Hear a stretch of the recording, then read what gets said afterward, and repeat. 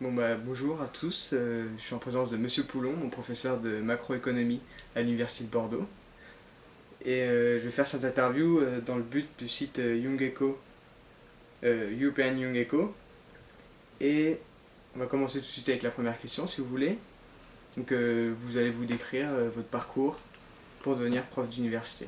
Voilà, écoutez, je me présente volontiers. Mon nom c'est Poulon. Tous les étudiants de Bordeaux Oui, première vous année me connaissez. connaissent. Frédéric Poulon.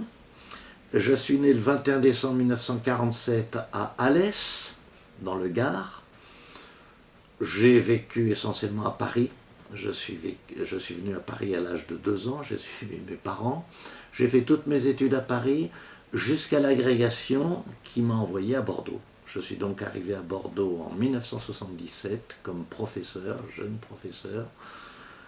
Je m'y suis marié, mes enfants sont nés à Bordeaux, ils sont donc plus bordelais que moi. Pour devenir professeur, professeur d'université en économie, il y a d'abord une condition nécessaire qui est la thèse. Il faut être docteur en sciences économiques. Mais ce n'est pas suffisant. Il faut passer l'agrégation, qui est une agrégation d'enseignement supérieur, après quoi on devient professeur. Ce qui m'est arrivé en décembre 1977, je suis devenu professeur à l'université qui était à l'époque Bordeaux 1. Ouais, Par la suite, elle deviendra Bordeaux 4 et depuis récemment, elle est Université de Bordeaux. Université de Bordeaux. Voilà, j'ai vu tous ces changements. Sinon, j'ai fait des études d'économie, mais l'économie étant une matière, au fond, liée à beaucoup d'autres matières, j'ai très vite compris qu'il valait mieux se former dans d'autres matières également. Je l'ai fait par nécessité et par goût aussi. Donc en dehors de l'économie, j'ai fait des mathématiques, des statistiques. Je suis diplômé de l'Institut de statistique des universités de Paris. J'ai fait des lettres classiques. J'ai fait Sciences Po à Paris dans les années... Tout ça en parallèle ou à la suite? Parallèles et successivement, disons. Pour être concret, j'ai passé mon bac en 1965. J'ai passé l'agrégation en 1977. Donc vous voyez, dans ces 12 années, j'ai fait tout ça, y compris la thèse d'économie. Et sur votre Wikipédia, vous avez une page Wikipédia. Oui, c'est un étudiant d'il y a quelques années qui a fait ça. Vous avez plus 3-4 maîtrises, Oui, deux doctorats aussi, il me semble. non, un doctorat, j'ai un doctorat d'économie. Effectivement, j'ai des maîtrises de économie, lettres et mathématiques. Plus, comme de Maynard Keynes. Oui, au fond, oui. Keynes était très pluridisciplinaire aussi, et puis il avait un goût prononcé pour les arts, pour les lettres. Et il écrivait, il avait d'ailleurs une très belle plume. Quand on peut le lire en anglais, c'est mieux, on le goûte davantage encore. Comme tous les grands écrivains, si on peut les lire dans leur langue, c'est mieux. D'accord, si c'est bon, on peut passer à la deuxième question. Allez-y. Donc, en tant que professeur, comment vous pourrez décrire l'économie comme si vous expliquiez à un passant dans la rue, quelqu'un vraiment qui n'a jamais fait d'économie? Ah oui, des définitions de l'économie, il y en a plusieurs. Celle que l'on cite traditionnellement, c'est celle de Lionel Robbins, un grand économiste libéral des années 30, anglais, qui est une définition, on va dire, passe-partout. Ce n'est pas celle qui me convient. Moi, la définition que j'aime, c'est une définition qui intègre la monnaie.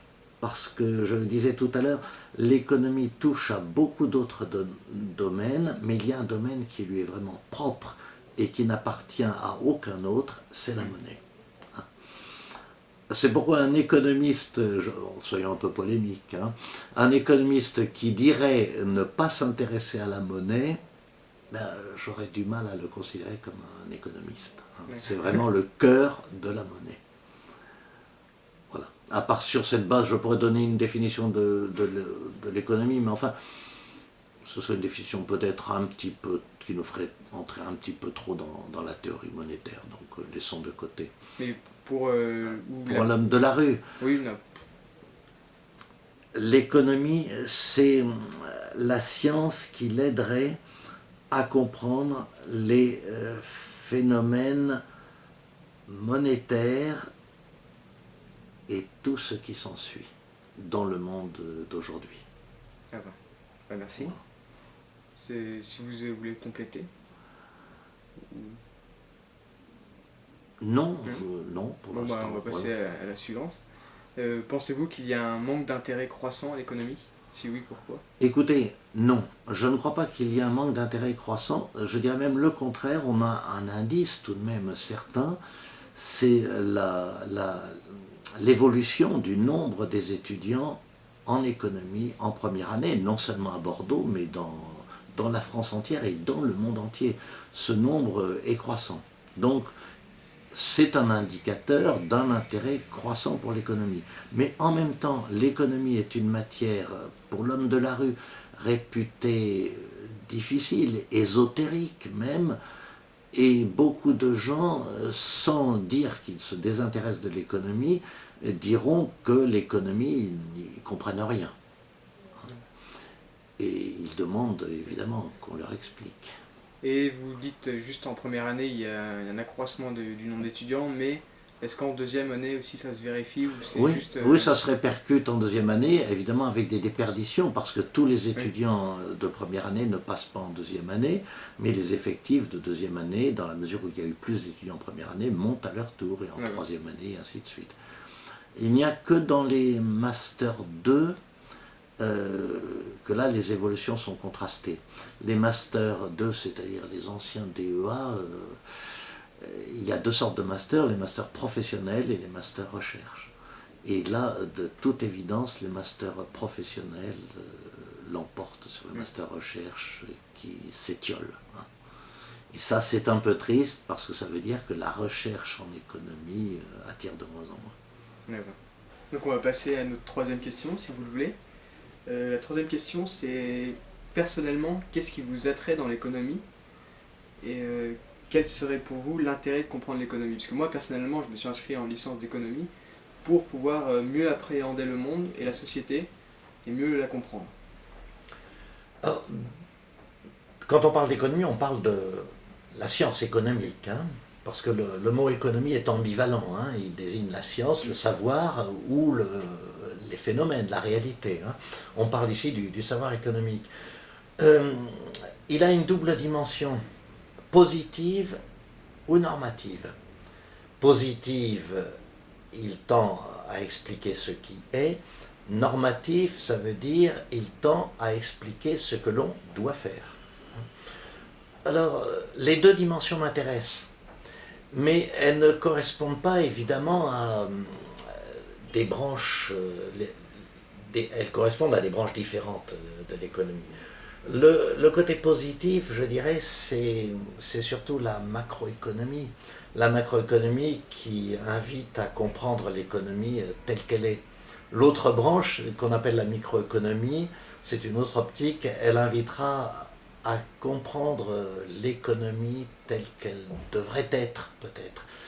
La première est une économie où prédomine le déséquilibre, hein, on voit bien la réalité économique, elle est faite de déséquilibre, tandis que l'économie normative, celle qu'explique la microéconomie, c'est une économie de l'équilibre, un monde idéal, le meilleur des mondes possibles, comme Wells le voulait.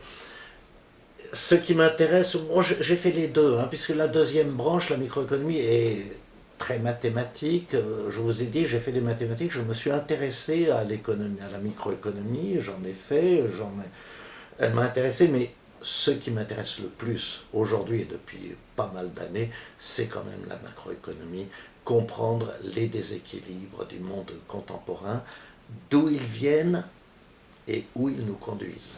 Donc pour vous, c'est plus la macroéconomie est plus pragmatique et la microéconomie plus théorique? Plus pragmatique, oui, d'ailleurs, ma référence que nous avons citée, John Maynard Keynes, tout en ayant été le plus grand théoricien de l'économie du XXe siècle, était, mais ça c'était peut-être son caractère anglais, avant tout pragmatique. Je veux dire, il ne s'intéressait à la théorie que dans la mesure où il voyait dans la théorie une portée pratique. Hein, et quand elle n'en avait plus, ou elle lui semblait ne plus en avoir, il se désintéressait de la théorie. Ce qui a eu des inconvénients aussi sur l'interprétation de son œuvre. Les mathématiques, justement, ça nuit pas au côté pratique de la science, ou ça la complète? Non, les mathématiques ne nuisent pas à l'économie, à condition qu'on les laisse à leur place. Parce qu'il y a une tendance fâcheuse chez certains de vouloir substituer, de prétendre substituer les mathématiques à l'économie, de faire des... Et vous savez, même les... Je peux vous citer Gérard Debreu, qui est mort il y a quelques années, qui a été un des plus grands esprits du XXe siècle, enfin en économie, qui était un mathématicien avant tout. Gérard Debreu, il s'est trouvé que je l'ai rencontré. J'ai eu l'occasion de lui poser la question pourquoi vous ne vous intéressez pas à Keynes? Il m'avait déclaré ne pas s'intéresser à Keynes. Et sa réponse avait été parce qu'on ne peut pas faire de mathématiques sur Keynes. Comme quoi, même les esprits les plus éminents peuvent faire des réponses au fond très naïves et fausses de surcroît, parce qu'on peut faire des mathématiques sur Keynes si on veut. Donc si on peut basculer aussi sur le pragmatique théorique, est-ce qu'aujourd'hui il existe des théories sur un autre système économique qui pourrait être viable?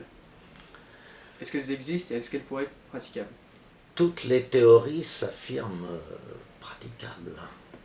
Même les théories microéconomiques les plus abstraites, les plus mathématiques affirment avoir je pense à l'économie des biens publics, fondée sur le problème dit du passager clandestin, qui est particulièrement illustré à l'université de Toulouse, prétend avoir une portée pratique, même si elle est dans un secteur bien défini.